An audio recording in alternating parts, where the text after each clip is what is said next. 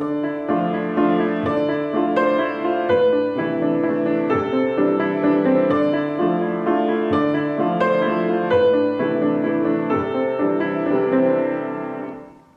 I'm Eli Veneta, and this is How to Play Piano.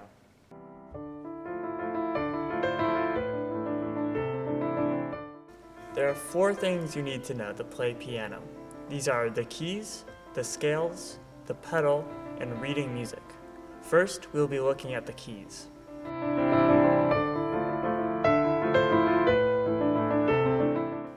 A sequence on the piano starts with A. It then follows the alphabet up. A to B, C, D, E, F, G, and then back to A.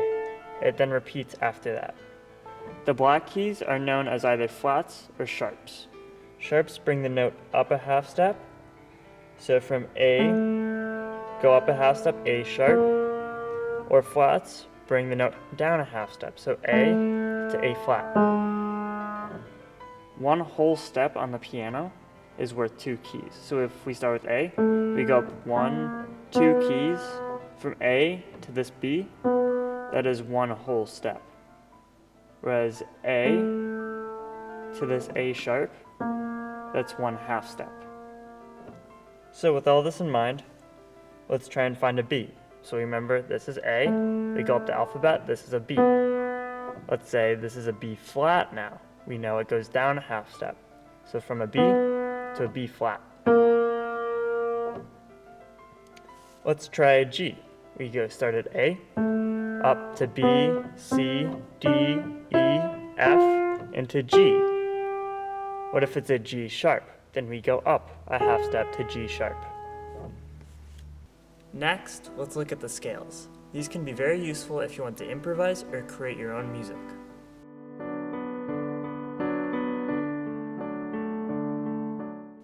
The first scale we'll be looking at is the C scale. This is the easiest to remember because it has no sharps or flats, or also known as no black keys. So first we start with the A, and we work our way up to C. A, B, C. So now this is the original note we will be starting on. We want to work our way up to the next C an octave higher. Now, we use the algorithm known for finding a scale. And this is, you start with the original note, you go up 1 whole step. Remember, a whole step is 2 keys. So C to D, that's 1 whole step. So you do 1 whole step, another whole step, a half step, whole step, whole step, whole step, and a half step. So it ends up being, this can be used for finding any major scale. So let's try and find an F scale. Start with A, and we find F. A, B, C, D, E, F. Now we use the same algorithm. F to G, that's 1 whole step. So you go 1 whole step, another whole step, 1 half step, 1 whole step, whole step, whole step, half. It ends up being, and there's the F scale.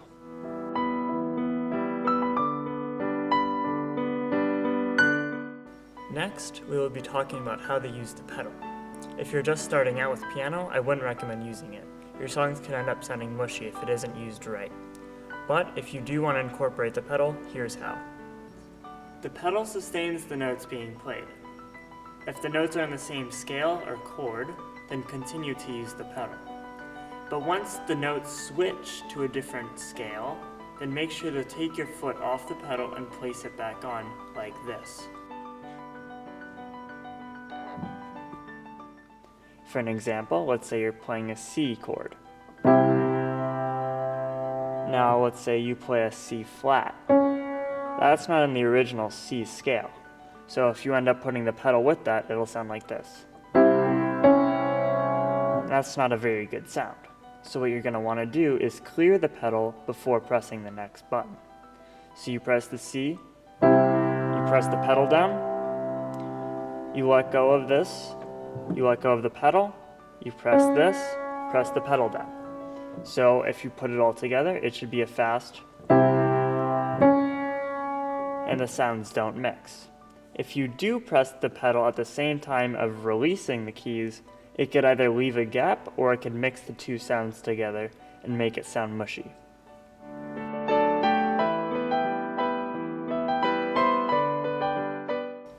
The last thing we will be talking about is reading music. This will be the hardest if you've never played music before. First, we will be talking about which notes correspond to each of the keys on the piano. There are two clefs, the treble clef and the bass clef. Usually on piano, you play the treble clef with your right hand and the bass clef with your left. For now, we will be mostly looking at the treble clef. Let's start with the C note. The next space up is the next white key, which is D. Next is E, then F, G, A, B, and all the way back to C. This continues forever. But a good way to remember this is every good boy deserves fudge, or E, G, B, D, and F. This will help you remember the notes on the lines. Or you can also use F-A-C-E or face to remember the notes in between the lines. So, if you were given this note, you would play a C because F-A-C as in F-A-C-E or face. Let's say you needed to play this note, then you would play a B because of every good boy. But what if you wanted to play a B flat? Then remember from before, you would go down a half step because flat cymbals go down a half step and sharp cymbals go up a half step. Now let's talk about reading music in the bass clef. The bass clef is different than the treble. To remember the notes on the lines, you can always use Great Big Dogs Frighten Albert. And to remember the notes on the spaces, you can use All Cows Eat Grass. So if we remember from before, treble has Every Good Boy Deserves Fudge for the lines, and face for the spaces. And bass has Great Big Dogs Frighten Albert for the lines, and All Cows Eat Grass for the spaces. Also in music, there are things called time signatures. These will mostly tell you how many beats there are in a measure. So, for 4/4, you'll be counting for 4 beats in a measure, telling from the top part of it, and from the bottom part, that will tell you that a quarter note gets 1 beat. For something like 3/4, you will only be using 3 beats per measure, but still be using 1 quarter note gets 1 beat. One other very important thing is the different types of notes that can be used. For all of these, I will be talking about a normal 4/4 measure. For a quarter note, this will take up 1 beat. A half note will take up 2 beats, and a whole note will take up all 4 beats in a measure. If you take half of a quarter note, you will get an eighth note, which goes twice as fast as a normal quarter note. Then after that, it goes a 16th note, 32nd note, so on and so forth. It can go on forever and it keeps getting faster. Another note is the dotted note. This will give the original note an extra 1.5 worth of its original note. So let's just say you have a quarter note, and let's say it's a dotted quarter note. So now you add an extra half beat onto that, so a total of 1.5 beats for a dotted quarter note. Let's say you have a dotted half note. The half note is worth 2 beats, and so when you put the dot on it, it gives an extra beat, making it a total of 3 beats long. Okay, let's try putting this all together in a song.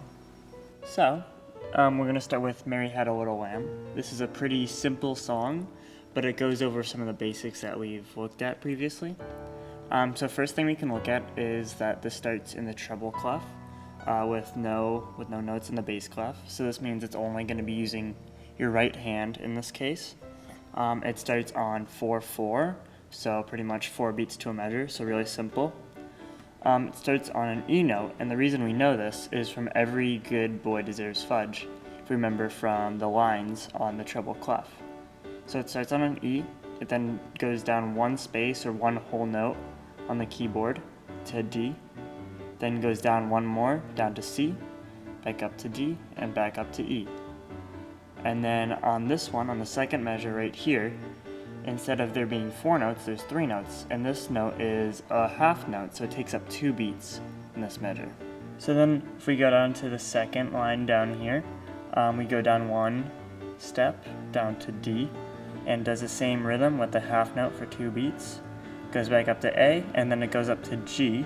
The reason we know this is from every good boy deserves fudge, so on the good. Goes back down to E, D, C, D, E for 4 times in this measure, D, D, E, D, and then back down to C for the full measure for 4 beats because it's a whole note.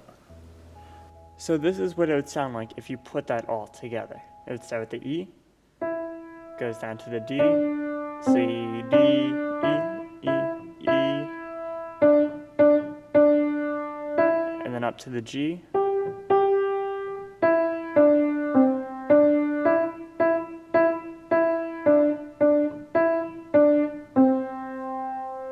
and that's held for the whole measure. Okay, so this is Happy Birthday.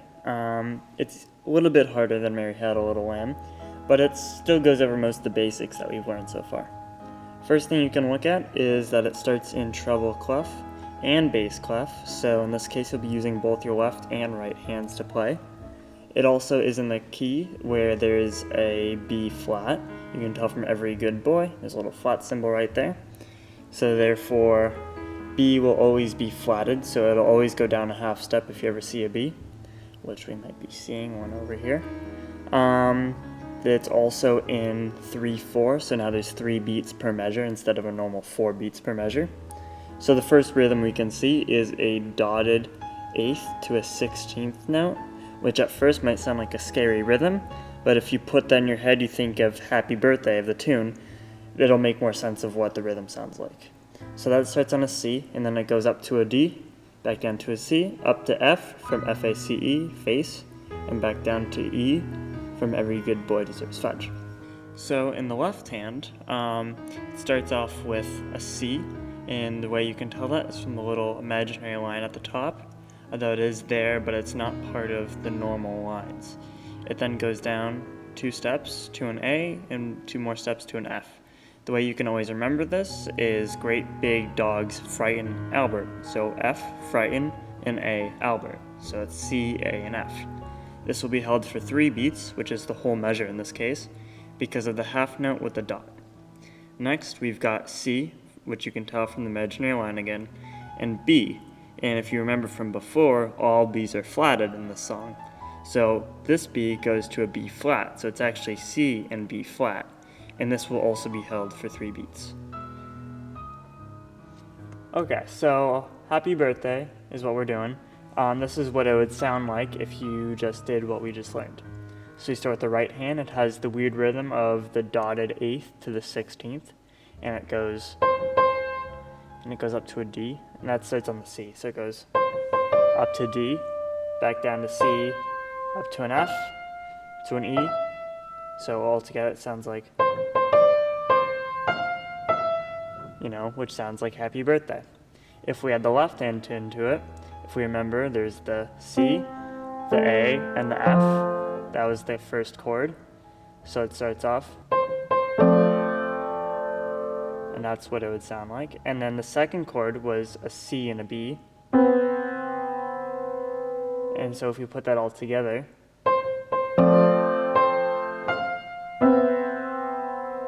doesn't sound very good, but that is how Happy Birthday is made in this sheet music.